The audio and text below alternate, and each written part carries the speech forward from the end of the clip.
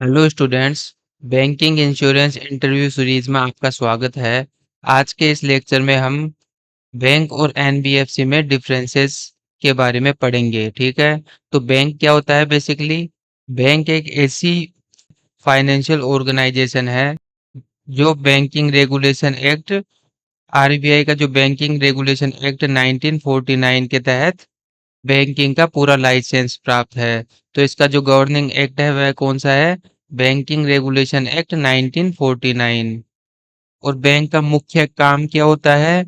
Bank customer से deposit accept करती है। अच्छा, डिपॉजिट कौन कौन से रूप में एक्सेप्ट करती है? या तो सेविंग अकाउंट होगा, या फिर करंट अकाउंट होगा कासा के फॉर्म में, या फिर बैंक अगर टर्म डिपॉजिट है तो फिर रिकरिंग डिपॉजिट या फिर फिक्स्ड डिपॉजिट के रूप में बैंक कस्टमर से डिपॉजिट एक्सेप्ट करती है। और फिर डिपॉजिट होता है उसको बैंक लोगों को या फिर बिजनेस को, लोगों द्वारा किए गए बिजनेस को लोन के रूप में बांटती है, या फिर फॉरेन मार्केट में इन्वेस्टमेंट करती है। डिपॉजिट का कुछ पार्ट बैंक आरबीआई में रिजर्व रेशियो में भी रखती है। तो आरबीआई में रिजर्व रेशियो में सीआरआर और एसएलआर की फॉर्म में बैंक कुछ अमाउंट रखती है। इसके अलावा बैंक चेक बुक भी जारी करती है। बैंक का काम चेक बुक भी जारी करना होता है। लॉकर सुविधा भी देती है।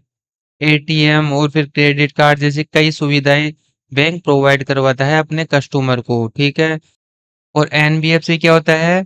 NBFC non banking financially company होती है जो कंपनीज एक्ट 2013 या फिर 1956 के तहत रजिस्टर्ड एक कंपनी होती है जो मुख्य रूप से लोन देने का काम करती है या फिर शेयर बॉन्ड्स इनमें निवेश करती है। इंश्योरेंस लीजिंग जैसी फाइनेंशियली एक्टिविटी भी एनबीएफसी करती है। तो यह बैंकों की तरह फाइनेंशियली सर्विस तो देती है, लेकिन इसके पास पूर्ण रूप से बैंकिंग लाइसेंस नहीं होता है। Bank accept all type of deposit, चाहे वह डिमांड डिपॉजिट हो या फिर टर्म डिपॉजिट हो, बैंक सारी डिपॉजिट एक्सेप्ट करता है। डिमांड डिपॉजिट में कौन कौन सा डिपॉजिट आता है? कासा, करंट अकाउंट और सेविंग अकाउंट। जबकि टर्म डिपॉजिट एक तो आती है एफडी और एक आती है आरडी, रिकरिंग डिपॉजिट और फिर fixed deposit. Demand deposit deposit की लिक्विड फॉर्म होती है, इसे कभी भी जमा कराया जा सकता है और कभी भी निकाला जा सकता है। जबकि टर्म डिपॉजिट को एक बार जमा कराने के बाद फिक्स समय अवधि के लिए उसको उस बैंक में जमा करा दिया जाता है, उसके बाद ही निकाला जाता है। लेकिन एनबीएफसी में डिपॉजिट एक्सेप्टेंस फैसिलिटीज नहीं होती है, यह डिपॉजिट एक्सेप्ट नहीं करता है। कुछ एक्सेप्शनल केस है जैसे डिपॉजिट टेकिंग एनबीएफसी जो सिर्फ टर्म डिपॉजिट एक्सेप्ट करता है। ध्यान रखना, एनबीएफसी कभी भी डिमांड डिपॉजिट एक्सेप्ट नहीं करता है।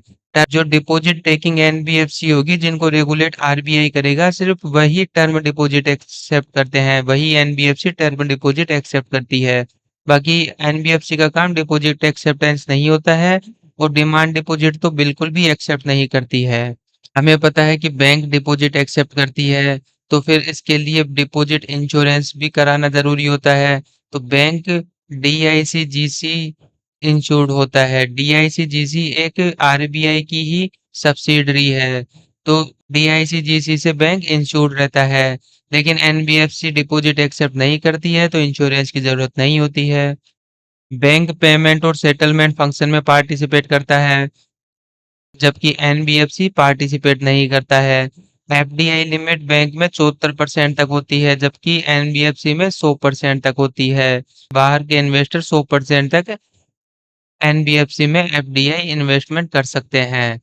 और ये जो एफडीआई लिमिट होती है जो भारतीय बैंक में 74% होती है, ये पीएसबी बैंक में तो सिर्फ 20% होती है, जबकि प्राइवेट सेक्टर बैंक में अधिकतम 74% तक होती है। और उसमें से भी 49% तक तो ऑटोमेटिक रूट के माध्यम से होती है, और 49 से 74% तक सरकारी अनुमति से होती है। ठीक है। तो हमें पता है कि बैंक दो तरीके के होते हैं, प्राइवेट बैंक और पीएसबी बैंक। तो प्राइवेट बैंक में तो 74% होती है, जबकि पीएसबी बैंक में एफडीआई लिमिट 20% तक होती है। जिस ठीक है।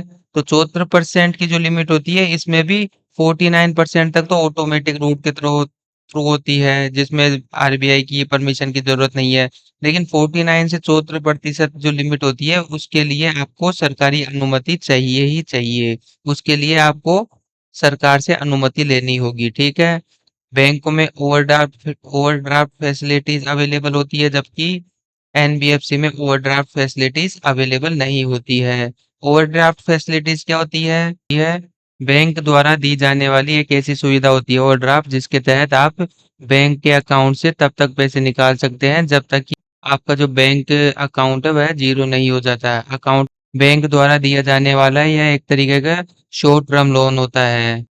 ओवरड्राफ्ट फैसिलिटीज को मैं एग्जांपल के थ्रू बताऊं तो जैसे कि आपके बैंक की ओवरड्राफ्ट लिमिट 50,000 है मान लीजिए, और आपके बैंक अकाउंट में कितने पैसे हैं? सिर्फ 10,000 रुपए हैं, और आपको अचानक 30,000 रुपए निकालने की जरूरत पड़ गई, तो आप 30,000 रुपए निकाल सकते हैं। उसमें से 10,000 तो आपके खुद के जो अकाउंट में पैसे होंगे वही होंगे, 20,000 रुपए क्या होंगे? ओवरड्राफ्ट के माने जाएंगे। तो 20,000 रुपए ओवरड्राफ्ट के माने जाएंगे। तो आपको बैंक को 20,000 रुपए को वापस से लौटाना पड़ेगा विथ ब्याज। तो इंटरेस्ट के साथ आप 20,000 रुपये वापस से लौटा दो। यही ओवरड्राफ्ट फैसिलिटीज है जो मिनिमम टाइम पीरियड के लिए होती है। और इसमें 20,000 रुपये आप जितने दिन के लिए लिया है उतने ही दिन का आपका ब्याज लगेगा, ठीक है। इसमें फ्लेक्सिबिलिटी होती है। तो एनबीएफसी में ओवरड्राफ्ट फैसिलिटीज नहीं होती। और बैंक होता है जो डिपॉजिट एक्सेप्ट करता है, उसके कुछ परसेंट सीआरआर और एसएलआर के फॉर्म में बैंक को आरबीआई के पास में जो रिजर्व जमा कराना पड़ता है। जो बैंक का अमाउंट होता है टोटल, उस अमाउंट का कुछ परसेंट आपको आरबीआई में रिजर्व करके रखना होता है। तो आरबीआई के लिए अभी सीआरआर कितना परसेंट है टोटल अमाउंट का? 3% है। जबकि एसएलआर 18% है, ठीक है। तो इतना अमाउंट हम बैंक को हमेशा आरबीआई के पास में रिजर्व रखना पड़ेगा। जबकि एनबीएफसी में इसकी कोई जरूरत नहीं होती है, क्योंकि एनबीएफसी में बैंक पब्लिक का डिपॉजिट एक्सेप्ट नहीं करती है। तो बैंक में दो तरीके के डिपॉजिट होते हैं, डिमांड डिपॉजिट, टर्म डिपॉजिट। जिस डिमांड डिपॉजिट में तो सेविंग बैंक अकाउंट और करंट बैंक अकाउंट आता है, जबकि टर्म डिपॉजिट में फिक्स्ड डिपॉजिट और रिकरिंग डिपॉजिट आता है। बैंक चेक भी इशू कर सकती है, लेकिन एनबीएफसी नहीं कर सकती। अब इस मॉडल से हम समझ सकते हैं इन दोनों की डेफिनेशन। जैसे कि बैंक है जो जनरल पब्लिक से डिपॉजिट एक्सेप्ट करती है, किस फॉर्म में? डिमांड और टर्म डिपॉजिट के रूप में। और वह बैंक आरबीआई के द्वारा बैंकिंग रेगुलेटिंग एक्ट 1949 के तहत हो। और इस बैंक क्या क्या सर्विस देता है?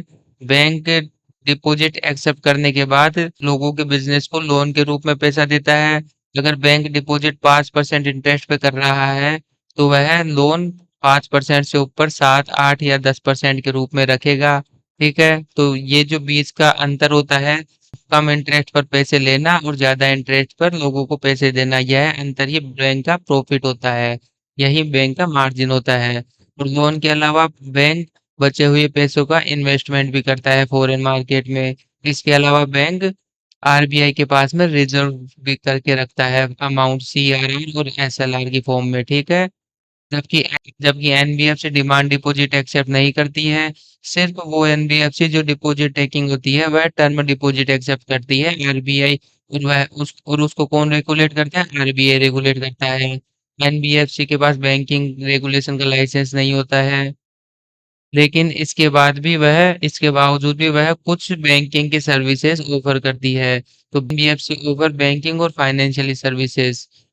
तो NBFC operate like bank but has restricted activity and no full banking licence, ठीक है। तो लाइसेंस नहीं होता है और बैंकिंग लाइक ऑपरेशन करती है, लेकिन रेस्ट्रिक्टेड एक्टिविटीज के साथ करती है। तो इस तरीके से हमने आज बैंक और एनबीएफसी के बीच में डिफरेंस को समझा, ठीक है। आप इसको 1.5 की स्पीड पर देखिए, और मेरे जितने भी लेक्चर होंगे, लगभग मेरे इस सीरीज में 100 से ज्यादा लेक्चर होंगे, तो इन लेक्चर्स की पीडीएफ आपको टेलीग्राम पर जो ग्रुप बनाया है मैंने उस पर आपको मिल जाएगी। तो आप डिस्क्रिप्शन से लिंक ले सकते हैं, वहां पर आपको टेलीग्राम का लिंक मिल जाएगा। इंटरव्यू प्रिपरेशन के लिए आप मेरे इस टेलीग्राम लिंक से जुड़िए, ताकि आपको अपडेटेड वर्जन में पूरा कंटेंट प्रोवाइड करवा सकूं। थैंक यू सो मच मुझसे जुड़ने के लिए।